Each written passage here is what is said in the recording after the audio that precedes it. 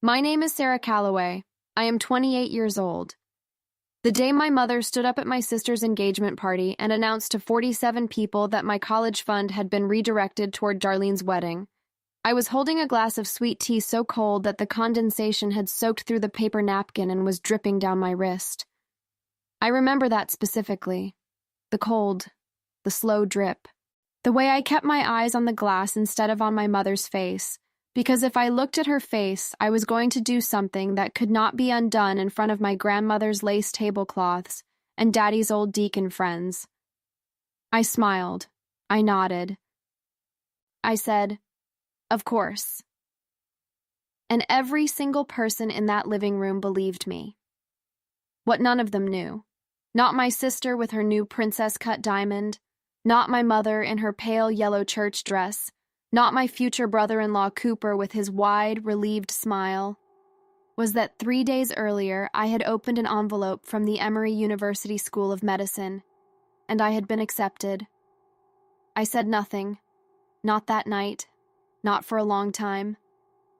But 6 years later, their lawyer called mine. And he could not finish the sentence. Let me take you back to the beginning, because you need to understand what kind of family I came from before you can understand what I did with what they gave me. I grew up in Decatur, Georgia, which sits right against the eastern edge of Atlanta, like a quiet cousin who got better grades and goes to bed earlier. Our neighborhood was one of those places where everyone went to the same Baptist church, brought casseroles when someone died, and kept extremely detailed mental records of what everyone else had and had not done for the last 30 years. My mother, Patrice Calloway, was a pillar of that community, president of the Ladies' Auxiliary 3 years running, known for her peach cobbler and her perfect posture and her ability to make you feel, with a single glance, that you had failed some test you hadn't known you were taking. My father, Earl Calloway, was a gentleman in the truest sense of the word. He worked 31 years for Georgia Power, came home every evening at 6:15, sat in his recliner, and let my mother run the household the way a general runs a base. He loved us. He was also the kind of man who would rather eat a plate of something he disliked than tell his wife he didn't want it. That quality was not his best one. Darlene was 3 years older than me and had been the designated princess since birth. Not cruelly, not obviously. The way these things work in Southern families is so much more subtle than that. It's who gets the window seat on long drives, whose recital pictures go on the mantle in the bigger frame, whose boyfriend gets asked about his future at dinner while the other daughter's grades are discussed like a weather report. Neutral, expected, not quite praise. I was the grades daughter.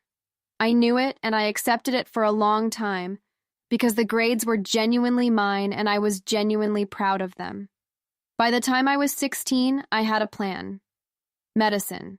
I'd known since I was 11 years old and sat in the waiting room of the Grady Hospital Emergency Department while my grandmother recovered from a fall, watching the residents move through that space like people who had learned to be useful in the most essential way.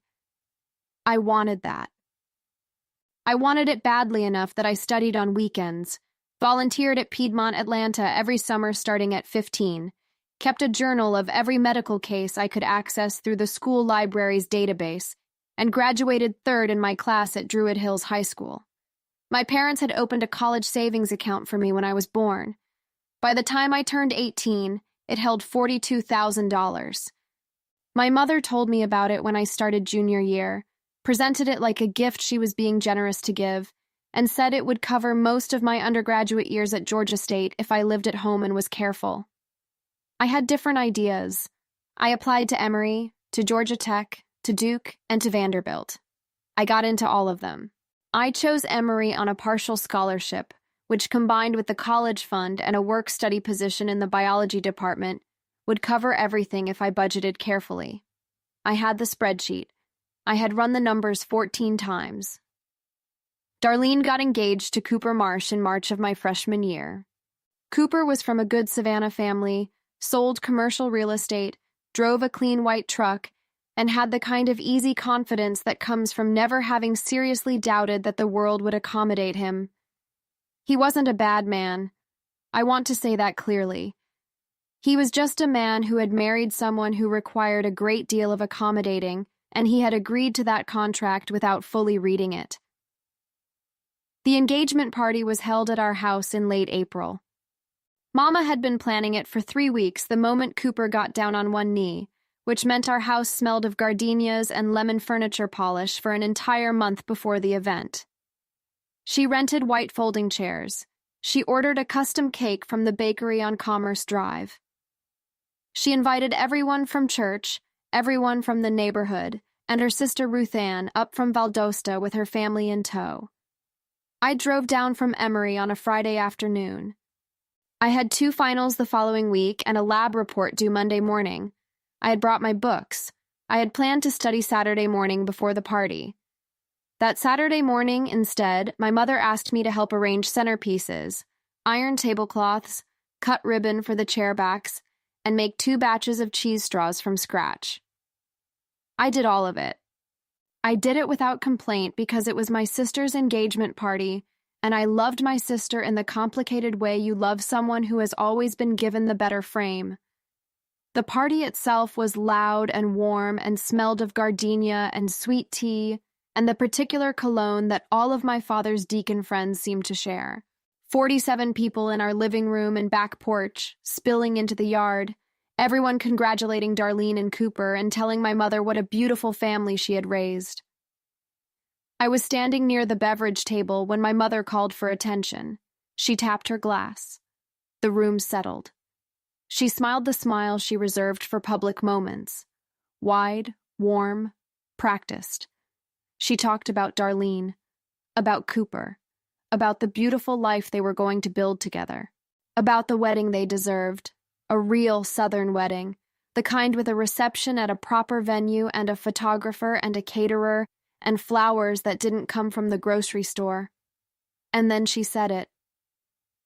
Your daddy and I have been thinking hard about how to give these 2 the start they deserve, and we made a decision as a family. She paused. She looked at me across the room. We decided to use Sarah's college fund for the wedding. She understands. The room turned toward me like a slow tide. I smiled. I said, "Of course." 47 people exhaled with relief and went back to their sweet tea. I stood at that beverage table for another 4 minutes, holding my glass, feeling the cold water run down my wrist, and I made some decisions very quietly, the way you make the decisions that actually change your life. I did not cry. I did not ask questions. I did not make a scene at my sister's engagement party in front of my grandmother's lace tablecloths. But I also did not forget. If someone in your life has ever had something taken from you in public and been asked to smile about it, drop a comment. Tell me what you did next. I read every single one. Here is what they did not know on the night of that party. I had already been accepted to Emory School of Medicine. Early decision, which I had applied for quietly, without telling anyone, because I had learned very early that announcing your plans in our house was a way of inviting my mother to have opinions about them. The acceptance letter had arrived on a Wednesday. I had driven back to campus that Friday with it folded in my laptop bag. I had not told my parents I was applying to medical school. They knew I was pre-med. They assumed, I think, that I would do my 4 years at Emory, get some version of a health-related job, marry someone appropriate from the church community, and live within driving distance of Decatur for the rest of my life. That was the plan they had written for me in their heads without consulting me. Medical school was not in that plan. Medical school cost at that time approximately $52,000 per year after the partial scholarship I had been offered. I had not solved that problem yet. I had applied first and was going to solve the problem second, because that is the only order in which that problem can be solved. And now my $42,000 foundation had just been publicly donated to a wedding reception. On the drive back to Emory that Sunday, I called my grandmother. My father's mother, Nana Cora. Cora Jean Calloway, née Willis, 81 years old at that time, living alone in the house on Fayetteville Road where my father had grown up, surrounded by African violets and decades of careful observation. She was the person in my family who saw things most clearly and spoke about them least often, a combination that made her extremely trustworthy and slightly terrifying. I told her what had happened, not with drama, just the facts, in order. She was quiet for a moment. Then she said, "I know, baby, I was there." "I know you were there, Nana." "No," she said. "I mean, I know, about all of it." Another pause. "You drive safe. Come see me Thursday. I have something for you." I said I would. She hung up before I could ask what she meant. I spent the next 3 months doing what I had always done, which was solve problems methodically. I met with Emory's financial aid office. I applied for every scholarship I could find. I took out the maximum in federal loans. I applied for a research assistant position in the medical school that paid a small stipend. I looked into living arrangements, found a 2-bedroom apartment 3 miles from campus that I could share with another first-year student, a woman named Ades, whose family was from Nigeria and who was, it turned out, one of the most quietly ferocious people I have ever known. I told my parents I had deferred my Emory acceptance for a year. I did not tell them I was in medical school. I let them believe I was working. I visited on holidays. I was polite. I watched my sister's wedding unfold over the following 8 months. The venue and the flowers and the photographer and the caterer and the dress that cost $4,000 and the rehearsal dinner and the day of coordinator, and all of it paid for with money that had been set aside for my education. And I did not say a single word about it. Darlene was a beautiful bride. I want to say that too. Whatever I felt about the money, the day itself was lovely, and she was happy, and Cooper was happy, and even my mother cried real tears that afternoon at the First Baptist reception hall, and some part of me was glad for her. Some small, still surviving part. My medical school career began in secret. I want you to understand what that required. I was studying 12 to 14 hours a day. I was absorbing biochemistry, anatomy, physiology, pharmacology, and the weight of realizing that the material you are learning will one day be directly responsible for whether a person lives or dies. That is not an abstraction when you are in it. That is a daily, physical reckoning. I did it while managing loans and a part-time research position, and an apartment with a leaky bathroom faucet, and a meal plan that relied heavily on lentils and rice because I had run the budget, and that was where it came out. I did it without telling my parents. And I did it without bitterness, mostly, because bitterness costs energy I could not afford. What sustained me in part was the Thursday visits to Nana Cora. The first one had happened 2 weeks after the engagement party. I had driven out to Fayetteville Road on a rainy Thursday evening and sat at her kitchen table while she made coffee and set out a plate of tea cakes, and then she had gone to the back bedroom and come back with a manila envelope. She set it in front of me. It was thick. "Open it," she said. Inside was a passbook savings account in my name, opened at her bank in 1998, the year I was born. I did not know this account existed. My parents did not know this account existed. Nana Cora had been making deposits since I was born. Birthday money, Christmas money, a portion of the settlement she had received when a delivery truck hit her car in 2004, a portion of the sale of a piece of land her own mother had left her. Small amounts, regular amounts, over 26 years. The balance was $68,400. I looked at that number for a long time. "Nana," I said. "I watched your mama my whole life," she said. She picked up her coffee. "I love Patrice, but I watched her. I knew this money needed to be somewhere she couldn't see it.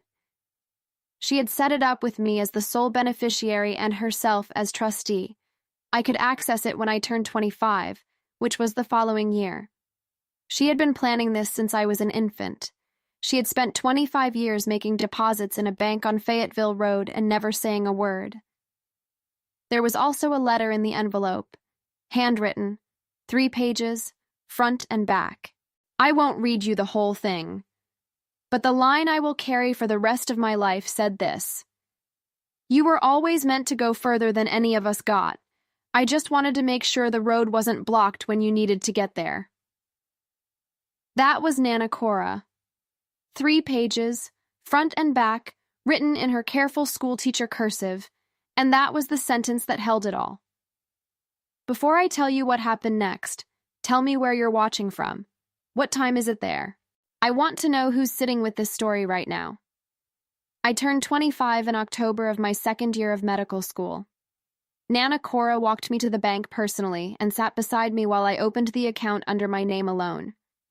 She wore her good coat, the navy one she saved for church and significant occasions.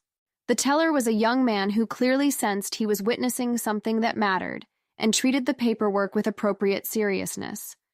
$68,400. With that and my loans and my research stipend and the scholarship I had won in the spring, a $10,000 award from the Georgia Medical Foundation for students demonstrating financial need and academic excellence, I had a path, not an easy one, but a path. I did not stop being careful. I did not stop budgeting around lentils and rice and library books instead of purchased textbooks. But I stopped lying awake at 3 a.m. doing math that didn't add up. The math added up now. My parents found out about medical school at Christmas of my 3rd year. My mother called me in November to discuss holiday plans. She mentioned, in passing, that Darlene and Cooper were expecting their first child. She was thrilled. She talked for 20 minutes about nursery colors and whether Cooper's mother or she would host the baby shower. At the end of the call, she asked how my job was going. I told her I was in my 3rd year of medical school at Emory. The silence lasted long enough that I counted it. 7 seconds. "You're in medical school," she said. "Yes, ma'am." "Since when?" "Since the fall after Darlene's wedding." Another silence. Then, carefully, "And you didn't tell us?" "No, ma'am." "Why?" I thought about how to answer that honestly without detonating anything prematurely. I said, "I didn't want the distraction." It was true. It was not the whole truth. My mother processed this for a few days and then called back and told me she was proud of me and that she wanted me to come home for Christmas and tell Daddy and that we would celebrate. Her voice had the particular quality it gets when she is recalibrating, warm on the surface, doing work underneath. I went home for Christmas. My father cried. Actually cried, which he almost never did, standing in the kitchen in his house slippers with his arms around me saying, "My Sarah, my girl, a doctor." That was genuine. That I will keep. My mother made the cobbler and invited 12 people from church and told the story of my acceptance like she had always known it was coming, like she had been the one tending the seed. I watched her do it, and I felt something complicated that I don't have a single word for. Darlene squeezed my hand at dinner and said, "I always knew you'd do something like this." She meant it kindly. I believed that she meant it kindly. Whether she thought about what had funded the wedding that year, I genuinely don't know. I want to be fair to Darlene. She had been raised the same way I had been raised. She had absorbed the same hierarchy. In a different configuration of events, she might have been the one sitting at the beverage table holding the cold glass. People are largely the products of what they are handed before they know enough to question it. But that doesn't mean they're not accountable for what they do with it. The next 2.5 years passed the way medical school years pass, which is to say at a velocity that makes it difficult to recall specific events, because every week contains enough material for a month. I finished my clinical rotations. I made choices about my specialty, internal medicine, which surprised some of my professors who expected surgery from someone with my profile. I chose it because I wanted longitudinal relationships with patients. I wanted to know people over time. I had spent enough of my life in relationships where the depth was managed and the information was partial. I matched at a residency program at Emory itself. 3 more years. I moved into a slightly better apartment. Adiz matched in New York for her surgery residency, And we threw her a proper send-off with food from the Nigerian restaurant on Buford Highway, and she cried, which I had never seen her do before and have not seen since. Nana Cora came to my white coat ceremony. She sat in the front row in her good coat, the same navy one, and she was the first person I looked for when I walked across that stage. She died 14 months later, in the spring of my first residency year, quietly, in her sleep, the way she had done everything else in her life. The African violets were still blooming on the windowsill. The house was exactly as it had always been. She left the house to my father. She left a small bequest to her church. She left everything else, furniture, savings, the jewelry that had been her mother's, to me. Inside the copy of her Bible that she left specifically to me, there was a folded piece of paper. It said, "Keep going. You were never the backup plan. You were always the whole point." I kept that piece of paper in my white coat pocket every single day of my residency. I still have it. Here is where the story turns. Midway through my second year of residency, my mother called me on a Tuesday evening, which was unusual. She was a Sunday caller. Tuesdays meant something specific was happening. She asked if I could come home that weekend. "Not for anything particular," she said. "Just to visit, just to spend some time together." I came home. The house felt different, not physically different. The lace tablecloths were still there. The cobbler smell was there. The particular quality of afternoon light through the kitchen curtains was unchanged. But my mother seemed smaller somehow, and my father seemed tired in a way that had nothing to do with sleep. We had dinner. We talked about the residency. We talked about Darlene's son, who was 2.5, and, by my mother's account, the most remarkable child born in Decatur in living memory. We talked about the church. After dinner, my father went to bed early. My mother and I sat on the back porch in the September air, which in Georgia at that time of year is just starting to release the full weight of summer, a slow letting go that happens over weeks. She said, "We've had some financial trouble." I waited. She said that Cooper's commercial real estate business had contracted sharply over the past year, that some projects had fallen through, that Darlene and Cooper had been relying on my parents more than usual, that my father had taken out a home equity line of credit to help cover some expenses. I said, "How much?" She said, $31,000. I looked at the backyard. There was a pecan tree my father had planted when Darlene was born, and it was enormous now, heavy with late-season nuts, the branches reaching all the way to the fence line. I said, "What are you asking me, Mama?" She said she wasn't asking anything. She just thought I should know. But here's the thing. That's not even the most interesting part. 2 days later, I got a call from a number I didn't recognize. Atlanta area code.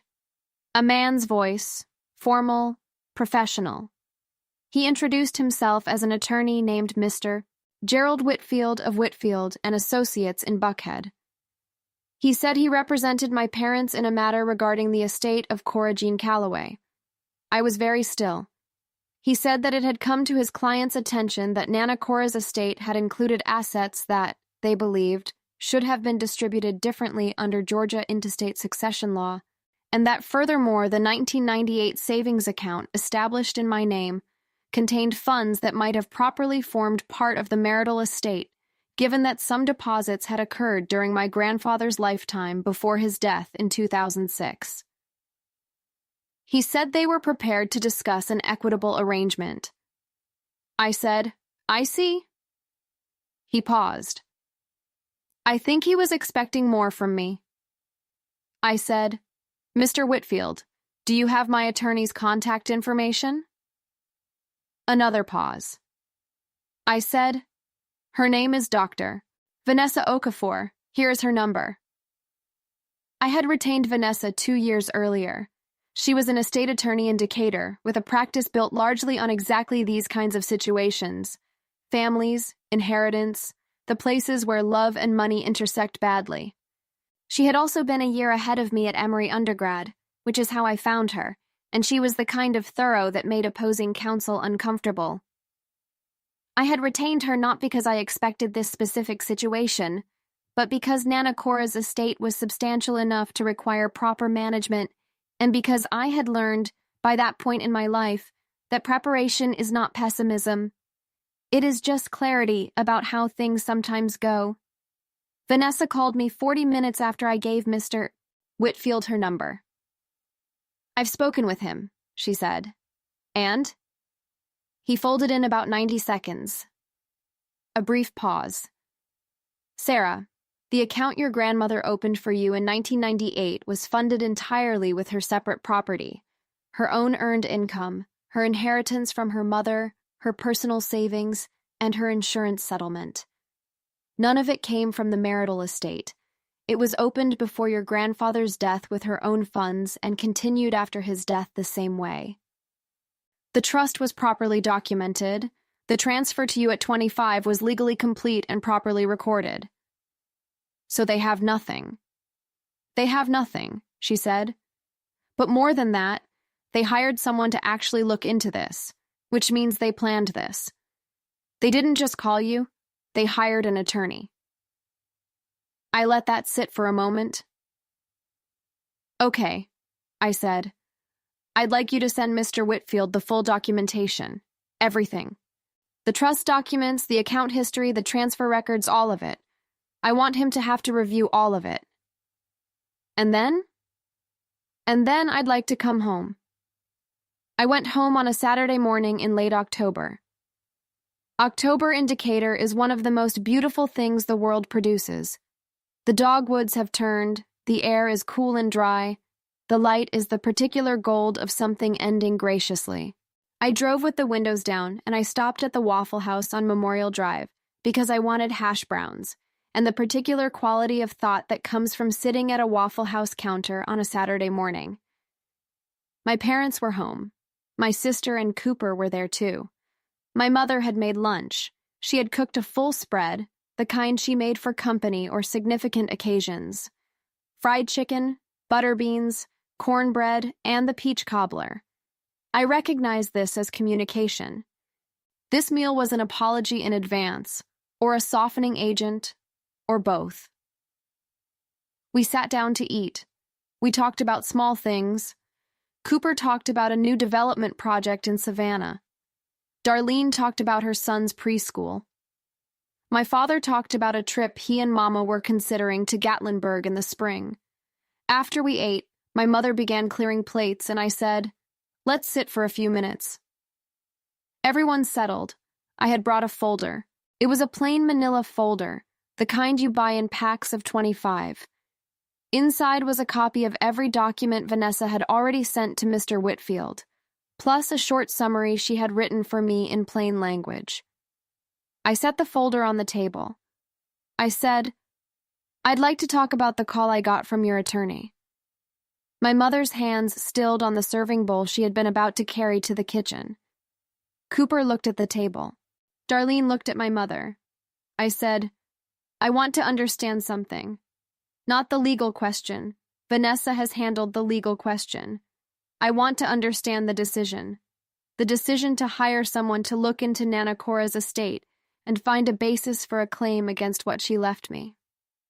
My father said, "Sarah," I said gently, "Daddy, let Mama answer." My mother was very still. She had the posture she used at ladies' auxiliary meetings, the one that communicated that she was in a difficult situation and was choosing her words with precision. She said, "We are in a difficult financial position. We thought, there might be a conversation to be had." I said, "Through an attorney." She said, "We didn't know how to bring it up otherwise." "Why not?" She looked at me. For a moment, just briefly, she looked her age. She said, "Because we knew you had every right to be angry." I let that acknowledgement exist in the room. Then I said, "I want to ask you something else." I opened the folder, not to read from it, just to have it present. In April of my freshman year, you told 47 people at Darlene's engagement party that you had used my college fund for the wedding. Without telling me first, without asking me, you announced it as something I had agreed to. The room was completely silent. The refrigerator hummed. Somewhere outside, a car passed on the street. I had been accepted to medical school 3 days before that party, I said. I never told you, because I had learned that telling you things in advance meant losing the ability to make decisions about them. My mother's face changed, not dramatically, just a softening, a contraction, something that moved through her features and left them different than they had been. I said, the $42,000 would not have covered medical school by itself, but it would have covered a significant portion of my undergraduate debt, which would have made the loans I took out for medical school more manageable. I spent 6 years managing the difference. I paused. I said, and you knew, during those 6 years, at least since the Christmas when I told you I was in medical school, what that money had gone toward. You knew, and you didn't say anything, and neither did I. And now you've hired someone to look for a claim on what Nana Cora left me. I closed the folder. I said, Nana Cora set up that account when I was born.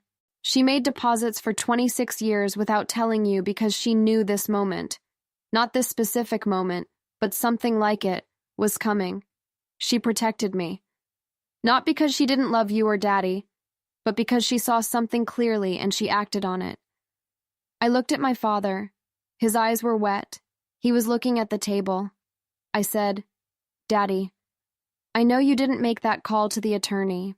I know you. He said very quietly, I didn't stop it either. That was the most honest thing said at that table in a long time, maybe ever. What none of them knew was what I was about to say next, because what I was about to say had nothing to do with the money. I said, I'm not going to be angry about this. I made a decision years ago not to spend my energy on anger about things I can't change. What I am going to do is be honest about one thing. The money is protected. Vanessa has made that clear to your attorney, and I don't think you'll pursue it further. What I want to talk about is what happens after today. I looked at my mother. I said, I need you to understand something about how I experienced our family. I was the grade's daughter, the capable one, the one who would manage. And that meant I was also the one who could be managed, the one whose resources could be redirected. The one who would smile and say of course in front of 47 people and mean it enough that everyone could keep their good feeling about themselves. My mother said, Sarah, I never meant... I said, I know you didn't mean to. That's what I'm telling you. You didn't mean to. That's almost harder to work with than if you had. She was quiet. I said, I love you. I am not here to blow up this family. I am here because you called me, which means some part of you wanted to have this conversation, and I think you deserve to have it clearly. Cooper cleared his throat. He said, I want to say, the money for the wedding. I didn't know where it came from. I want you to know that. I looked at him. He said, I mean, I knew it was your family helping. I didn't know it was your specific fund. I didn't know that until... He glanced at Darlene. Darlene said, he found out last year. I said, okay. Cooper said, I'm sorry, Sarah, for what it's worth. We should have asked. Darlene was looking at the table. Her face had a quality I hadn't seen on it before. Reckoning, maybe. The particular expression of someone seeing something about their own life that they had been arranged very carefully not to have to see. She said, I asked Mama where the money was coming from. She said you had agreed. I said, I know. I believed her. I know you did, I said. I should have asked you directly. I said, yes, you should have. That was the whole confrontation. No screaming, no overturning of tables, no list of grievances read aloud, just the facts, in order, clearly stated, in a room where the refrigerator hummed and outside the dogwoods were burning gold in the October light. If this story is hitting close to home, subscribe. Not for me, for you. Because the stories that hit close to home are the ones we need to stay close to until they make sense. Here is what happened in the year after that Saturday. My parents did not pursue the legal claim. Mr. Whitfield's office sent a letter to Vanessa confirming that her clients were withdrawing the inquiry. Vanessa said she had never seen it resolved that quickly. I told her I didn't think they had ever believed they would win. I think they were testing how I would respond, whether I would engage emotionally, whether I would negotiate from guilt, whether I would offer something to make it go away. The fact that I had a lawyer and documentation meant the test was over before it started. My mother called me 3 weeks after the Saturday meeting. She asked if I would have dinner with her, just the two of us, without the wider audience of family. We went to a restaurant on Ponce de Leon that she loved, an old-style Southern place with dark wood and good biscuits and iced tea that came in mason jars. We sat at a corner table and she told me carefully that she had been thinking about what I said, that she had been thinking about it almost every day. She said, "I always thought I was protecting Darlene because she needed more protecting. I think I told myself that so many times I stopped questioning it. I said, 'Why did you think she needed more protecting?'" Long pause. She said, "She reminded me of myself at that age." I looked at my mother in the restaurant light, and I saw, briefly, the person she had been before she was my mother. Young and uncertain and needing more than she got. Solving that problem by ensuring her daughter, the daughter who reminded her of herself, got more than enough. And doing it without ever asking whether there was a cost. I said, "I understand that." She said, "That's not an excuse." I said, "No, but it's an explanation, and it helps." She reached across the table and put her hand on mine.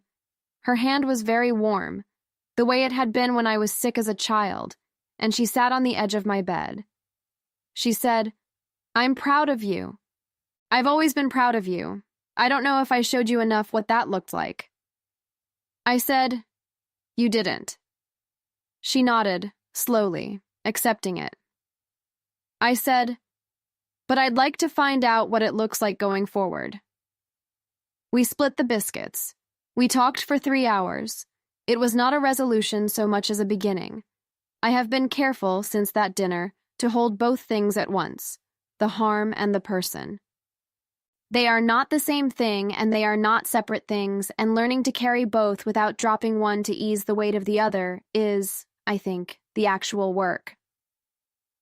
My father and I had a different conversation.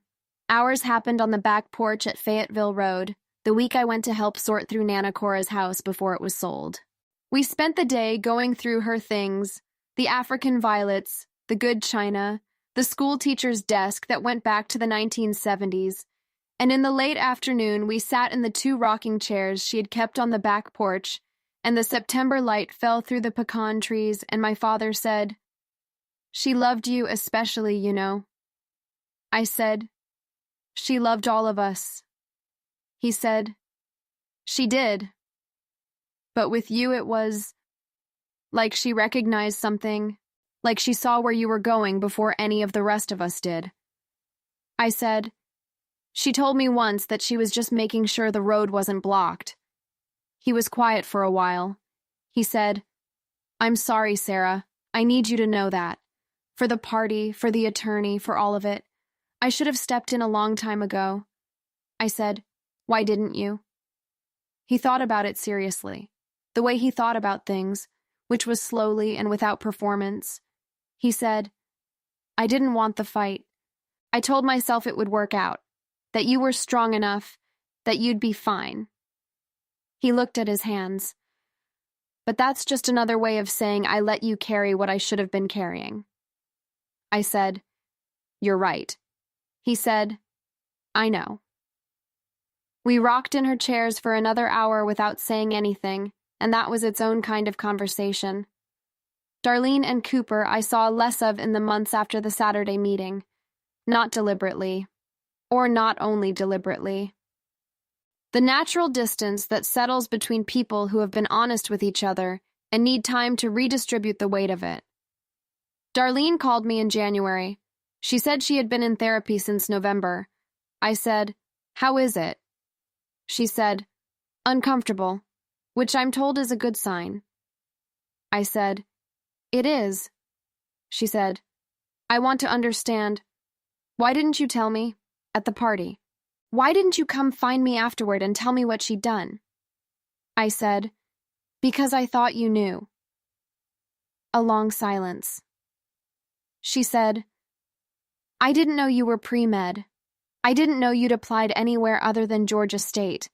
I didn't know about the medical school." Another pause. Mama managed the information very carefully. I said, "She did." Darlene said, "I feel like I've been walking around my whole life with a version of our family that was curated." I said, "Welcome to what I've been sitting with for 28 years. She laughed a little. It was not a happy laugh, but it was real. She said, "Can we try? You and me. Can we just try to actually be sisters?" I said, "I'd like that." And I meant it. I did not mean it without reservation. There is no version of this story where I don't feel the weight of what was taken and what it cost me in those 6 years of borrowed sleep and recycled textbooks and spreadsheets run at midnight.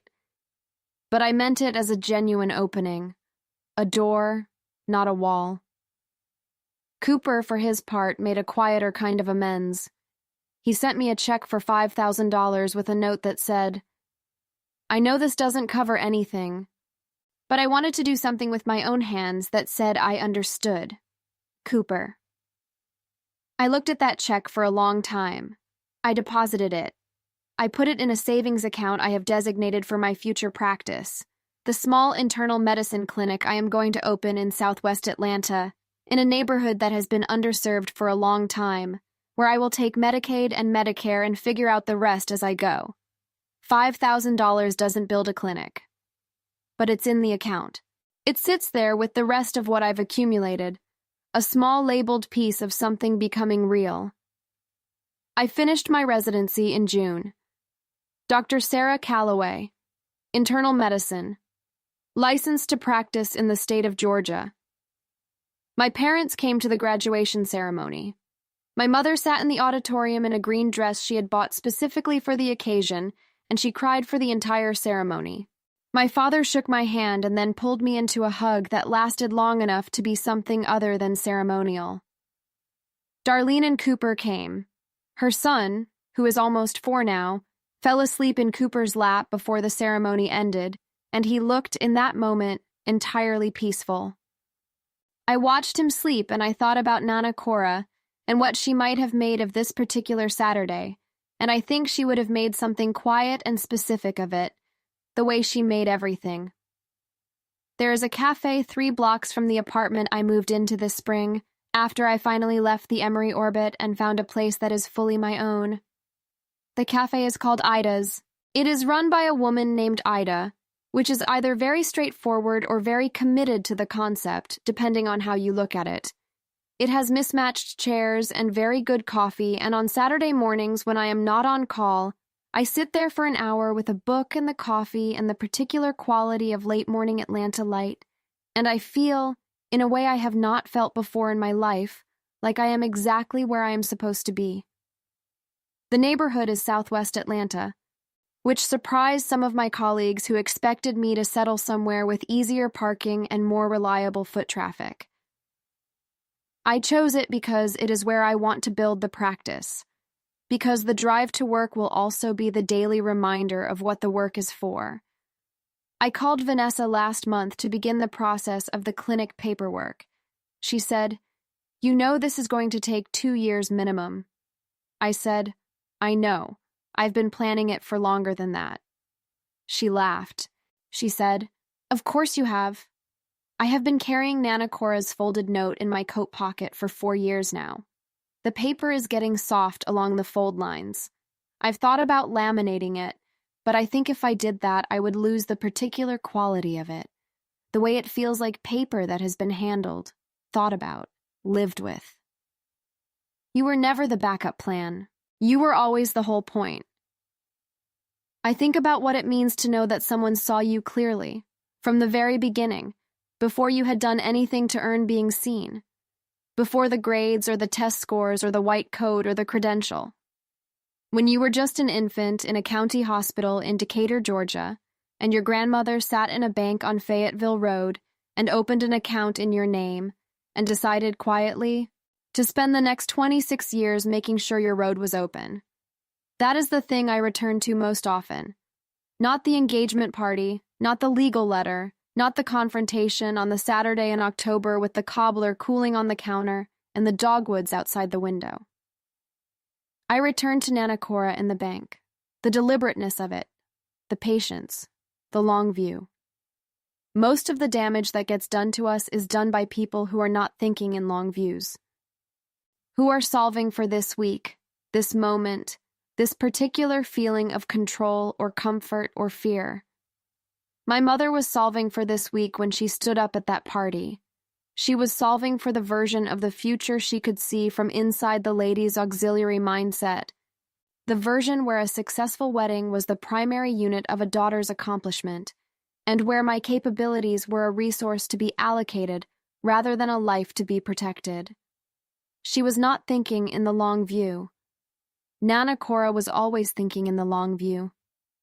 I am learning to be her particular kind of patient, the kind that does not require the world to hurry, the kind that opens accounts and makes deposits and waits. The people who tried to redirect my road, they are living with the roads they built for themselves. My mother has been doing the slow, uncomfortable work of seeing herself clearly, which is harder at 63 than it sounds.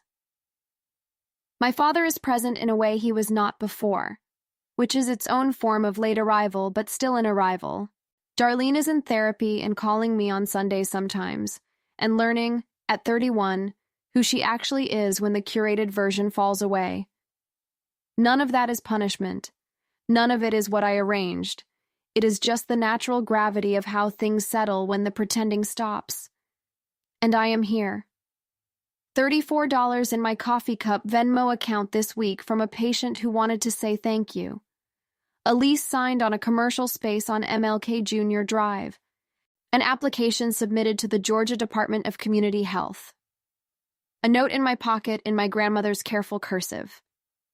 Every morning when I put on the white coat, I feel the paper in the left pocket.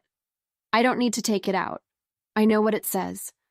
Go to the comments right now and tell me. When did you realize someone had been protecting you all along, quietly, without saying so? I want to know. Those are the stories worth keeping.